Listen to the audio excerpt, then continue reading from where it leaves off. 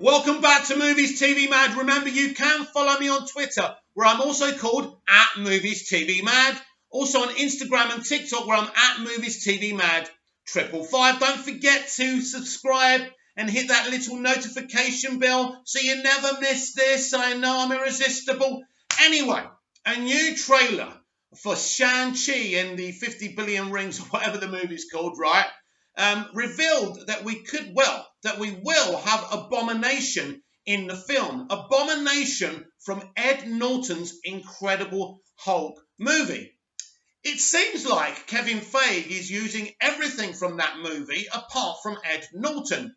Do you know why there was an Abomination and also an awesome version of Abomination in that film? Because Ed Norton fought for it. Everything awesome in that film is because Ed Norton fought for it, because he's a bloody Hulk fan.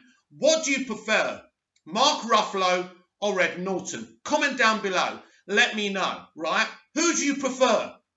Clever Hulk? Professor Hulk, right? Or Ed Norton's Bruce Banner Hulk? I know who I prefer. Ed Norton's Hulk and Bruce Banner. It was a great movie. It was brilliant.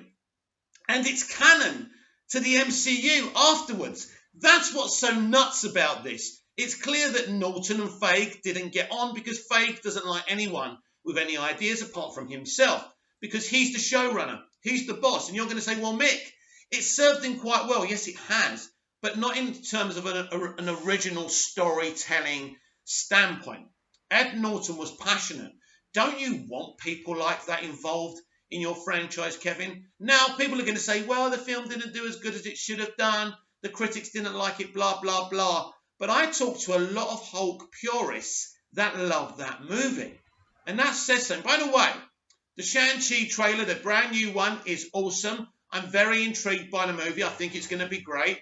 So there's no issue with that film. And it's exciting that Abomination's going to be there. And even, what's his name, the British actor who played the human version of that character. And by the way, what's his bloody name? He was in Pulp Fiction. Anyway, you know who I mean, don't you? So that's awesome. That's something else they're taking from the Incredible Hulk movie. Everything but Ed Norton.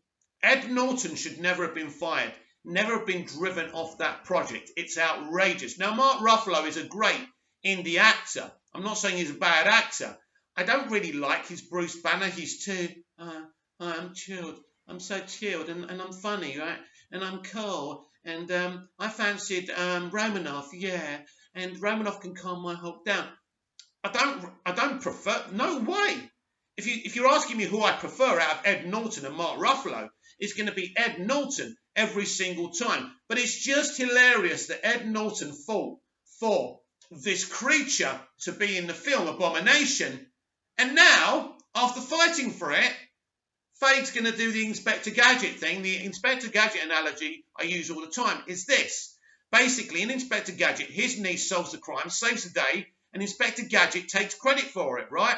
So basically, and I know I use this analogy a lot, but Ed Norton is Inspector Gadget's niece, and Kevin Feige is Inspector Gadget, taking the credit for someone else's great ideas, even though he drove Ed Norton off the project. Ed Norton is one of the greatest actors of the past 20 years.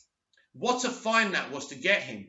And people have labelled him as a diva, and I think even Feige himself has tried to spread that around. But the truth of the matter is, we haven't had a better version of the Hulk since Ed Norton.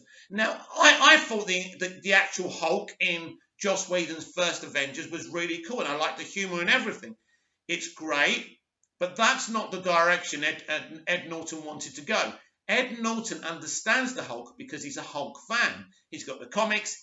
He gets it.